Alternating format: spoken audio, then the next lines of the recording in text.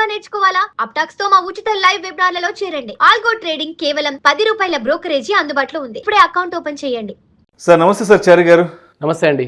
చారి గారు, ఆదాయాన్ని వృద్ధి చేసుకోవడం ఎలా, సంపదను పెంచుకోవడం ఎలా? సో మరి మనిషి జీవితంలో ఇటువంటి వాటిని మెరుగుపరుచుకోవాలి అంటే ఫైనాన్షియల్ ప్లానింగ్ అనేది ఏ విధంగా ఉండాలి? ఇవి మీరు అడిగినవి రెండు డిఫరెంట్ లైన్స్ అండి.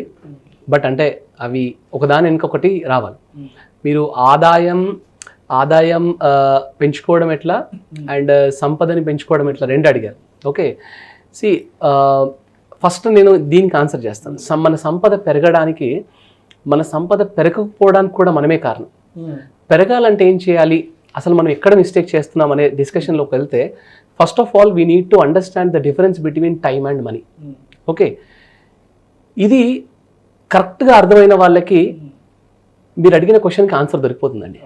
ఓకే, ఫర్ ఎగ్జాంపుల్ నేను మిమ్మల్ని ఒక క్వశ్చన్ అడుగుతాను, మీరు జెన్యున్గా ఆన్సర్ చెప్పండి. మీరు మనీకి ఎక్కువ వాల్యూ ఇస్తారా, టైంకి ఎక్కువ వాల్యూ ఇస్తారా? ఆబ్వియస్గా సమయానికి ఎక్కువ ఇంపార్టెన్స్ ఉంటుంది, టైంకి ఎక్కువ వాల్యూ ఇస్తారు. రైట్, నేను మీకు క్వశ్చన్ అడుగుతాను. సపోజ్ మీరు మీ ఫ్యామిలీతో మూవీకి వెళ్ళారు, ఒక 1000 రూపీస్ అక్కడ మూవీలో ఖర్చు పెట్టారు, టికెట్స్ కానీ ఇంటర్వెల్ కానీ దానికి. మూవీ నుంచి బయటకు వచ్చేటప్పుడు తల పట్టుకొని వచ్చారు, అనవసరంగా వచ్చాను రా, మూవీ అంత చెండాలంగా ఉంది, అంత మూడంతా ఆఫ్ అయిపోయింది, డిసప్పాయింట్ అయిపోయారు. బయటికి వస్తూ మీరు 2-వీలర్ మీద వస్తూ ఇంటికి వచ్చే దారిలో మీ పాకెట్లోంచి ఇంకో 1000 రూపీస్ పడిపోయింది. సో పోగొట్టుకున్నారు, ఇంటికి వచ్చిన తర్వాత చూసుకున్నారు, అరే డబ్బు పోయింది, 1000 రూపీస్ అనవసరంగా పోయింది అనుకున్నారు. సో ఇప్పుడు రెండు సిచ్యువేషన్లో 1000 రూపీస్ పోయింది. మూవీకి వెళ్ళినప్పుడు 1000 రూపీస్ పోయింది, దారిలో వస్తుంటే రోడ్డు మీద పడేసుకున్న ఒక 1000 రూపీస్ పోయింది. ఈ 1000 రూపీస్ పోగొట్టుకున్న సిచ్యువేషన్స్లో, ఈ రెండు సిచ్యువేషన్స్లో దేనికి ఎక్కువ బాధపడతారు? రోడ్డు మీద పడేసుకున్నది, ఎందుకంటే నెగ్లిజెన్స్ కారణంగా పడిపోయింది, ఒళ్ళు దగ్గర పెట్టుకోలేదు అనే దాంతో మీరు ఎక్కువ బాధపడతారు. ఇప్పుడు మీరు బాగా అబ్జర్వ్ చేయండి, నేను ఫస్ట్ అడిగిన క్వశ్చన్కి మీరు ఏం సమాధానం చెప్పారంటే నేను టైంకి ఎక్కువ వాల్యూ ఇస్తానన్నారు. సెకండ్ అడిగిన క్వశ్చన్లో ఏం జరిగిందంటే నేను మూవీకి వెళ్ళినప్పుడు మీ టైం డబ్బు రెండు పోయినాయి, దారిలో వస్తున్నప్పుడు డబ్బు మాత్రమే అయింది, టైం పోలేదు. కానీ మీరు ఇంటికి వచ్చిన తర్వాత ఓన్లీ డబ్బు పోయిన దానికి ఎక్కువ బాధపడుతున్నారు, టైం పోయిన దానికి ఎక్కువ బాధపడట్లేదు మీరు. ప్రాక్టికల్గా 99% of people are doing this mistake. అంటే మనం టైంకి వాల్యూ ఎక్కువ ఇస్తాను అనుకుంటాం కానీ టైంకి వాల్యూ ఇవ్వట్లేదు. మనకైనా అదే 24 అవర్స్, అంబానీకైనా అదే 24 అవర్స్, ఇంకా వారెన్ బఫెట్కైనా అదే 24 అవర్స్ అండి. ఎవరు టైంని కరెక్ట్గా సద్వినియోగం చేసుకుంటున్నారో వాళ్ళకి సంపాదన పెరుగుతుంది. మనం ఇంకా ఎక్కడెక్కడ మీరు ప్రాక్టికల్గా అబ్జర్వ్ చేస్తే ఏమవుతుందంటే, నేను ఒక సిచ్యువేషన్ చూసాను ప్రాక్టికల్గా. రోడ్డు పైన వెజిటేబుల్స్ అమ్మే వాళ్ళ దగ్గరికి ఒక ఆయన వచ్చారు. వచ్చి కొనుక్కుంటున్న ప్రతి పార్టీకి ఇది 30 రూపీస్ అంటే ఇది 20 రూపీస్కి ఇవ్వరా, ఇది 40 రూపీస్ కంటే ఇది 35 రూపీస్కి, బార్గెనింగ్ స్టార్ట్ చేస్తారు. అందరం చదువుకున్న వాళ్ళు, చదువుకోని వాళ్ళు అందరిదే. ఇంకొక ఆయన సడన్గా కార్లో వచ్చాడు. ఫస్ట్ ఆఫ్ ఆల్ అన్ని ఇది 1 kg ప్యాక్ చేయి, ఇది 1/2 kg ప్యాక్ చేయి, ఇది 1 kg ప్యాక్ చేయి అని చెప్పేసి అన్ని ప్యాక్ చేయించాడు. ఫైనల్గా ఎంత అంటే 500. తీసుకున్న వాళ్ళకు కూడా బార్గెనింగ్ ఏం చేయలేదు కదా అని చెప్పేసి సార్ 50 రూపీస్ కమ్దేదో అన్నాడు, 450 రూపీస్. ఇక్కడ హాఫ్ అన్ అవర్ నుంచి వాళ్ళు ఎవరైతే బార్గెన్ చేస్తున్నాడో ఆయనకి అదే 50 రూపీస్ డిస్కౌంట్ వచ్చింది. వచ్చి కొనుక్కున్నాడు, వెళ్ళిపోయాడు, ఏమీ డిస్కషన్ చేయలేదు, ఆయనకి అదే 50 రూపీస్ డిస్కౌంట్ వచ్చింది. ఈయనకి డిఫరెన్స్ ఎక్కడ వచ్చింది అంటే, ఈయన బార్గెనింగ్లో టైం వేస్ట్ ఎక్కువ చేస్తున్నాడు, ఆయన టైంకి వాల్యూ ఇచ్చేసరికి ఆ కొనుక్కునేవాడు కూడా ఆయనకి వాల్యూ ఇచ్చేసాడు.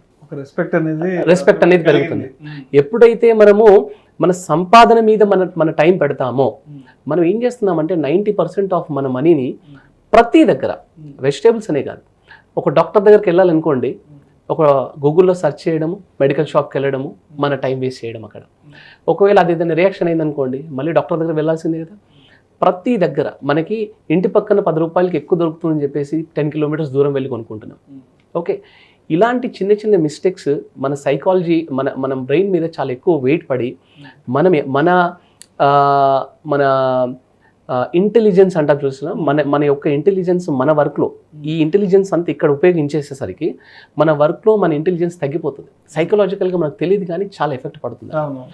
అనవసరమైన వాటి మీద టైం స్పెండ్ చేయకుండా అవసరమైన వాటి మీద టైం స్పెండ్ చేయడం చాలా చాలా ఇంపార్టెంట్ అండి. అంటే ఇదే ఇంటెలిజెన్స్ని, ఇదే టైంని మనం చేస్తున్న వర్క్ మీద లెర్నింగ్స్ అండ్ డెవలప్మెంట్స్ మీద పెట్టామనుకోండి, మనకి ఇక్కడ మనకి రెగ్యులర్గా వస్తున్న 50 రూపీస్ 100 రూపీస్ కంటే అక్కడ థౌజండ్స్లో ల్యాక్స్లో వచ్చే అవకాశం ఎక్కువ ఉంటుంది.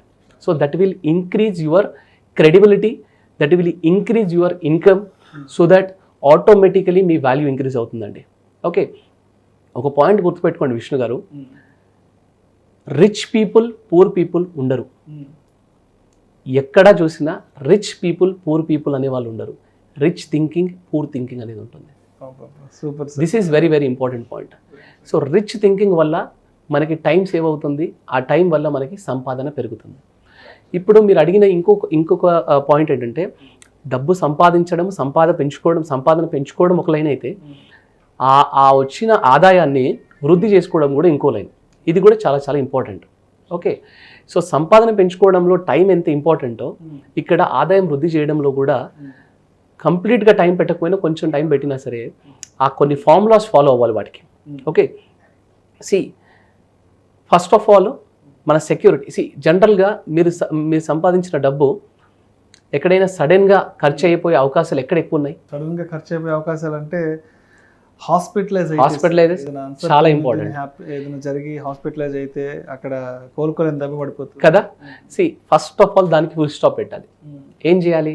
వస్తున్న డబ్బులోంచి 10 రూపాయలు తీసేసి ఇన్సూరెన్స్లోకి పెట్టేసుకోవాలి. So that first of all మనకి ఆ భయము, ఆ లోపల టెన్షన్, లేదా మనం సంపాదించుకున్న, ఇవాళ చూడండి గోల్డ్, వాళ్ళకు ఉన్న అసెట్స్, అది ల్యాండ్ అనుకోండి, ఏదైనా హాస్పిటల్కి వెళ్ళినప్పుడు ఆలోచించకుండా అమ్మేస్తారు క్షణాల్లో. ఎందుకు ఇవి ఏం మిస్టేక్ ఎందుకు అవుతుందంటే ఇన్సూరెన్స్ తీసుకోక. సో ఆదాయం సంపాదన పెంచుకుంటూ ఆదాయం వృద్ధి అవ్వాలి అంటే ఫస్ట్ ఆఫ్ ఆల్ మనం సెక్యూర్గా ఉండాలి. ఇన్సూరెన్సెస్తో సెక్యూరిటీ పెట్టుకొని తర్వాత మన ఇన్వెస్ట్మెంట్స్ వెళ్ళే ముందు ఒక ఎమర్జెన్సీ ఫండ్ని క్రియేట్ చేసి పెట్టుకొని, ఎందుకంటే కొన్ని సిచ్యువేషన్స్లో ఇన్సూరెన్స్లు ఉన్నప్పటికీ కూడా కొన్ని సిచ్యువేషన్స్లో డబ్బులు కట్టాల్సిన అవసరం వస్తుంది. కొన్నిసార్లు కోవిడ్ లాంటి సిచ్యువేషన్స్ వల్ల కంపెనీలు మనకు శాలరీస్ పే చేయలేని సిచ్యువేషన్స్, లేదా రోడ్ యాక్సిడెంట్ అయ్యి మనం ఒక 3-4 మంత్స్ మనం వర్క్ చేయలేని పొజిషన్లో, లేదా నేను ఆన్ సైట్కి వెళ్ళాలి ఒక 3-4 మంత్స్ కోర్స్ తీసుకుంటున్నాను, ఇలాంటి సిచ్యువేషన్స్ని మన ఆదాయం వృద్ధి అయ్యే వాటిని ఆపేస్తూ ఉంటాయి. సో అందుకని ఇవి మనం సెట్ చేసుకోవాలి. ఒకటి సెక్యూరిటీ సెట్ చేసుకోవాలి, తర్వాత ఎమర్జెన్సీ ఫండ్ క్రియేట్ చేసి పెట్టుకోవాలి, ఆ తర్వాత ఇన్వెస్ట్మెంట్ చేసుకోవాలి. ఇప్పుడు ఇన్వెస్ట్మెంట్ చేసే పద్ధతిలో ఏం చేసుకోవాలి అంటే, ఈ మధ్య నేను కొంతమంది సాఫ్ట్వేర్ వాళ్ళ దగ్గర చూశాను, ఒక ఎక్సెల్ పెట్టి మెయింటైన్ చేసుకుంటున్నారు. దీన్ని మనము ఒక రియల్ స్టేట్మెంట్ అంటాం. అంటే revenue, expenses, assets and liabilities. మీకు మంత్లీ ఎంత ఇన్కమ్ వస్తుంది, ఇందులోంచి మీ ఖర్చులు ఎంత అవుతున్నాయి, దీన్ని ట్రాకింగ్ కంపల్సరీ చేయాలండి. ఇది చేస్తేనే ఆదాయం అభివృద్ధి అవుతుంది. సంపాదన పెంచుకోవడం ఒక లైన్ అయితే, మనకు వస్తున్న డబ్బుని రైట్ డైరెక్షన్లో పెట్టడం ఇంకొక చాలా ఇంపార్టెంట్ పాయింట్ అండి. ఇది జరగాలి అంటే మీకు మంత్లీ ఇన్కమ్ ఏంటి, మీ ఎక్స్పెన్సెస్ ఎలా వెళ్తున్నాయి, మీ హౌస్ హోల్డ్ ఎక్స్పెన్సెస్కి కరెంట్ బిల్తో సహా ఎంత వెళ్తున్నాయి, మీ లైఫ్ స్టైల్ ఎక్స్పెన్స్కి, మీరు మూవీస్కి వెళ్ళడానికి, స్విగ్గీస్కి, వీటికి ఎంత ఖర్చు పెడుతున్నారు, అండ్ మీ డిపెండెంట్ ఎక్స్పెన్సెస్ ఎలా ఉన్నాయి, పిల్లల స్కూల్ ఫీజులు, ఇవి, మీరు లోన్స్ ఎన్ని కడుతున్నారు. ఓవరాల్గా నాకు 1,00,000 రూపాయలు ఇన్కమ్ వస్తే నాకు వీటన్నిటికీ 50,000 పోతున్నాయంటే, మిగతా 50,000ని నేను ఎట్లా సేవ్ చేసుకోవాలి, సెక్యూరిటీ ఎట్లా చెక్ చేసుకోవాలి, ఆల్రెడీ నా దగ్గర ఉన్న అసెట్స్ ఎలా ఉన్నాయి, అసెట్స్ని రైట్ డైరెక్షన్లో పెట్టానా లేదా, లయబిలిటీస్ ఎలా ఉన్నాయి, లయబిలిటీస్ రైట్ డైరెక్షన్లో ఉన్నాయా లేదా, సో నా ఫ్యూచర్ గోల్స్ ఏంటి, ఈ సెట్టింగ్ అంతా చేసుకొని దీన్ని రెగ్యులర్గా మానిటర్ చేస్తేనే ఆదాయం అభివృద్ధి అవుతుంది. ఆదాయం అనేది ఓవర్ నైట్లో అభివృద్ధి అయ్యేది కాదు. మనకు సంపాదన ఇవాళ 50,000 ఉన్న సంపాదన నెక్స్ట్ ఇయర్లో 1,00,000 రూపాయలు ఉండొచ్చు. కానీ మనకి వెల్త్ క్రియేట్ అవ్వాలంటే, ఓకే, మన ఇన్కమ్ ఇంక్రీజ్ అవ్వడం ఓకే, మనం కొంచెం తొందరగా చేసుకోవచ్చు. కానీ వెల్త్ మాత్రం ఓవర్ నైట్ కానీ, ఓవర్ 1 ఇయర్ కానీ, ఓవర్ 1 మంత్లో కానీ అయ్యేది కాదు. అది శ్రద్ధగా మనం దాన్ని రెగ్యులర్గా ట్రాక్ చేసుకుంటూ వెళ్తూ మనకు ఒక 5 ఇయర్స్కి 10 ఇయర్స్కి సిగ్నిఫికెంట్ ఆఫ్ ఇది కనిపిస్తుంది. అది జరగాలంటే మనము ఫస్ట్ ఆఫ్ ఆల్ సంపాదన గురించి టైంకి ఎట్లాగైతే వాల్యూ ఇస్తున్నామో, అలాగే మన ఆదాయం వృద్ధికి, మనకి అభివృద్ధి అవ్వడానికి మనము ఈ రియల్ స్టేట్మెంట్ కూడా అంతే ఇంపార్టెన్స్ ఇవ్వాలి, ఆ ట్రాకింగ్కి ఆ ఇంపార్టెన్స్ ఇవ్వాలండి. Thank you sir. Thank you so much Chari garu. ఆదాయాన్ని ఎలా వృద్ధి చేసుకోవాలి, సంపాదన ఎలా పెంచుకోవాలి అనే అంశం గురించి చాలా మంచి ఎగ్జాంపుల్స్ ద్వారా ప్రేక్షకులకు అర్థమయ్యే విధంగా మీ విశ్లేషణ తెలియజేశారు. Thank you so much sir. Thanks అండి. Thank you.